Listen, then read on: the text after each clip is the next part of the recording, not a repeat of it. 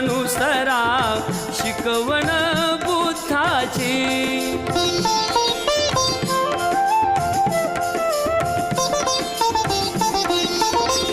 अज्ञानी हा समाज सगळा दैवा हाती माणूस दुबळा।